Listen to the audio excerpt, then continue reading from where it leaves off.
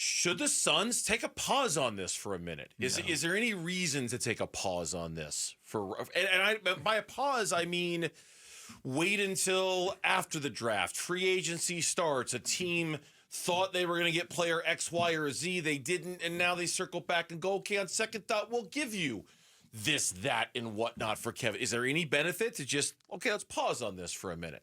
Can you imagine, Kevin, the longer you pause it and wait, the more realistic it becomes that you start the season with Kevin Durant on your roster, which they don't want to do. They tried to trade him without his knowledge, going back to December and January, going up to the deadline. He was involved in trade talks. He had to nix it himself. He wasn't happy about it. They all agreed that they would trade him this offseason. They all agreed we're going to trade you. Yeah. If you get to a point now where, again, okay, I don't, listen, my honest feel, I'm an addition by subtraction guy. Okay. I always have been. I don't think the Suns could fully restart the reset until Beal and KD are gone. Okay. I think Beal and KD need to be gone. Addition by subtraction. I can't fathom what it would be like. And look, Kevin Durant's a great player. He's going to be the best player in the deal. He's Kevin freaking Durant. He's going to be the best player in the deal. You just got to make the best deal you can. And sometimes,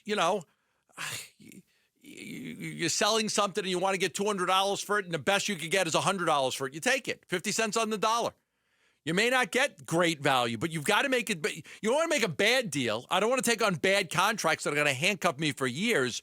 But I need to get back some draft picks. I need to get back some young capital, and I've got to start over. And that, I think, is the fine line the Phoenix Suns are walking right now. Exactly what you just described a second ago. Like, you don't, and that's probably, I'm just going to guess here, probably why a lot of these teams have been hesitant to throw in that one last thing that the Phoenix Suns want. Right. Because they probably suspect at the end of the day, look, you can't bring him back. You can't. I know it. You know it. Everybody, Kevin knows it. Everybody knows it. You can't bring him back. So at the end of the day, you're more desperate than we are. All right? As much as you want to make me, the Houston Rockets, feel like I'm the desperate one here, the Miami Heat's the desperate one, we think you're the desperate one. We think you're the one who recognizes at the end of the day, you can't bring him back at all. And it's if you're using the desperation meter, the Suns might come across as the most desperate of the party because everybody knows. I got an example. What's your option? You're going to bring him back? I got an example. Okay. Josh Rosen. We'll just keep him. Oh God, it was. Oh, if we don't get a good draft pick, we'll keep him. No disrespect. What, an early second? No disrespect at all. But it was one of the biggest lies we'll just keep him. Said. It was like when Steve Keim sat up there with a straight face. Oh, no, we'll just keep him. We'll keep him. No, you're not going to keep him. They wanted a late first or early second round pick for Josh Rosen. They ended up getting a late second from Miami. Yeah. And it was like Miami's third pick of the second round, if I'm not mistaken, right? I believe you're correct. Yeah. I think it was their last pick of the second round. Yeah. And as they finally tried, they didn't get anything near what they wanted for him. Not even close. They were hoping for a late first or an early second.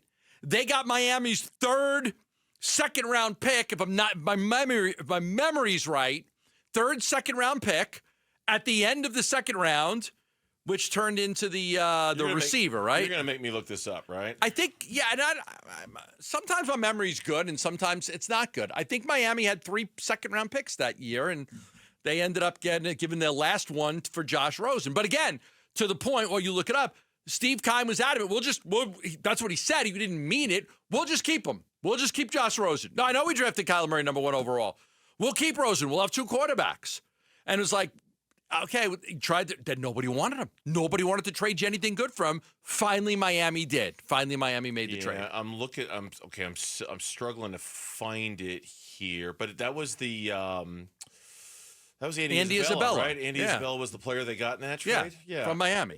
Lauren nodding her head. Okay, yeah. So but I'm struggling to find out whether that was their third second round pick. But I think you're right. Either way, you're absolutely correct, and that's where the Suns, these teams that are holding back that one last thing the Suns want, they probably believe that. That's why was it Windhorst earlier in the week?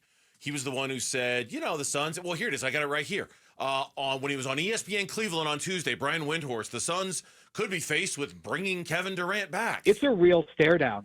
Desmond Bain got traded for 4 first-round picks, and I see people saying, "Oh my God, if Desmond Bain gets traded for 4 first-round picks, Kevin Durant's got to get 6 first-round picks."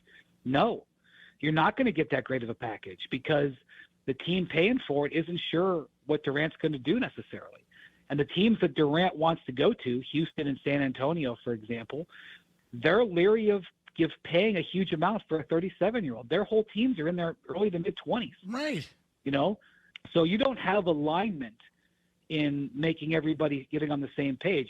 What Durant wants, what the Suns need, what the teams want to pay with the contract. I would not rule out the Suns not being able to get a trade they like and having to make a decision like, do we not trade him at all? Okay, so that's interesting. In listening to that cut again, what he's actually saying is I would not rule out the Suns not being able to get a deal that they don't like, and then they would be faced with that decision: do we keep him? So he's kind of suggesting they would keep him, but what he's more suggesting is that they look at it and go, "Oh God, we don't really like these deals at all. What are we supposed to do here? Are we supposed to take a deal that we don't like, or are we supposed to bring him back?" And I think these teams. That's a good question. So what do you do? Do you bring him back? I don't. Again, and this is where the teams are like looking at Steve Keim like the Miami Dolphins were back in the 2019 draft. You can't keep him.